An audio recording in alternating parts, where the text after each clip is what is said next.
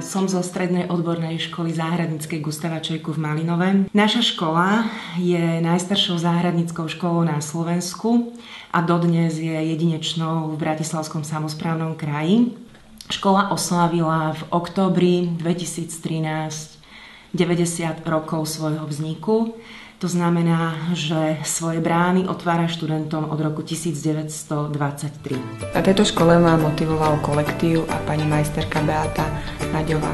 Deviatak, ktorý má vzťah k tej prírode, ku kvetinám, k rastlinám, to štúdium bude brať ako takú svoju súčasť. Po základnej škole som sa rozhodla pre odbor aranžérka, pretože ma bavia kvety, baví ma s nimi pracovať a ma to náplňa. Vzdelávame študentov v štvoročnom študijnom odbore záhradníctva so zameraním na viazačstvo a aranžérstvo alebo so zameraním na sadovnícku a krajinárskú tvorbu. Toto je štvoročné štúdium, ktoré sa ukončuje maturitnou skúškou a študent z neho odchádza s maturitným vysvedčením.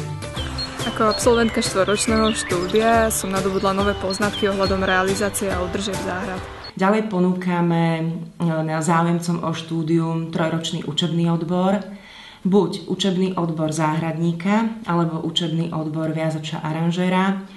Po 3 rokoch takýto študent odchádza s výučným listom. Na tejto škole vyučujem odborné predmety, z ktorých sú to najmä zeleninárstvo, ekonomika, informatika, písanie nástrojí a záhradnícky marketing. Na škole pôsobím ako vedúci strediska odbornej praxe, zabezpečené kvetinárskú, zeleninárskú prax, plus sadovnícku, množenie okrasných drevín, množenie kvetín. Najobľúbenejším predmetom bola sadovnícka projekcia, pretože tam som mohla využiť svoje nápady. Po 5 rokoch štúdia na záhradníckej škole Gustáva Čojku v Malinove mi dalo mnoho skúseností, mnoho praxe, aby som sa mohla v živote uplatniť ako aranžérka.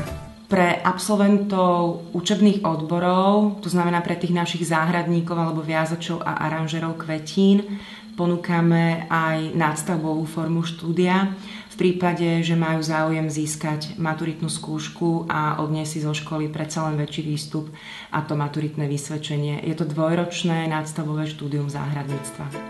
A sem som si prišiel rozšíriť znalosti a vedomosti o tom, čo ma baví. Čiže naši študenti, ktorí sa k nám prihlásia, sú motivovaní rôznymi akciami. Či už je to medzinárodný veľtrh cvičných firiem, alebo je to víkend otvorených parkov a záhrad, kde sa naši študenti zúčastňujú ako sprievodcovia, alebo ďalej veľkým podujatím pre nás ako záhradníkov je flóra. Moje najobľúbenejšie odborné predmety boli sadovnícka tvorba, kvetinárstvo, pretože mám rada prírodu, mám rada kvety. Najviac sa mi páčila práca v skleníku, tam som nadobudol najviac praktických znalostí a vedomostí. Ďalej študenti vo vyšších ročníkoch si vyberú zameranie. To znamená, či chcú študovať tú sadovnícku tvorbu, to znamená, budú sa zameriavať na projektovanie záhrad a na ich realizáciu, alebo sa budú zamerávať skôr na tú aranžérskú oblasť, to znamená, budú to aranžéri, floristi.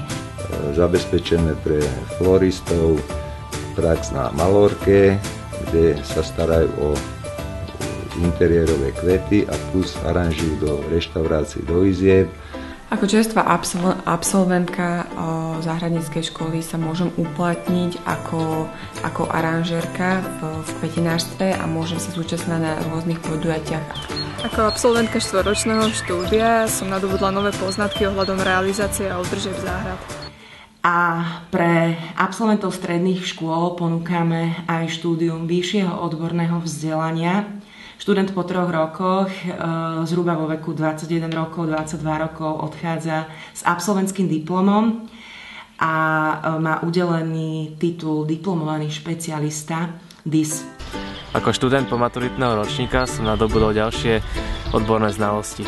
Vďaka nášmu zriaďovateľovi, Bratislavskému samosprávnemu kraju, a teda aj vďaka ochote a pilnosti mojich kolegov, participuje škola na projekte cezhraničnej spolupráce s Rakúskom, na projekte EdTrans.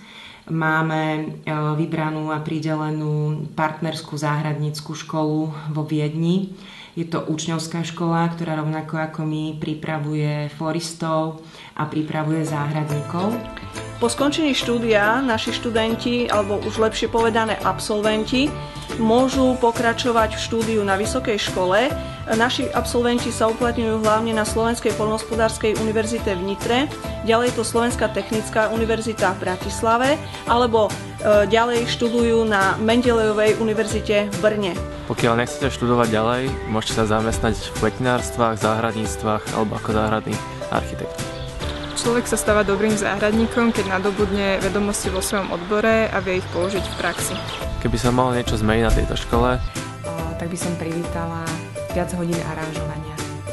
prijal by som viac praxe v teréne.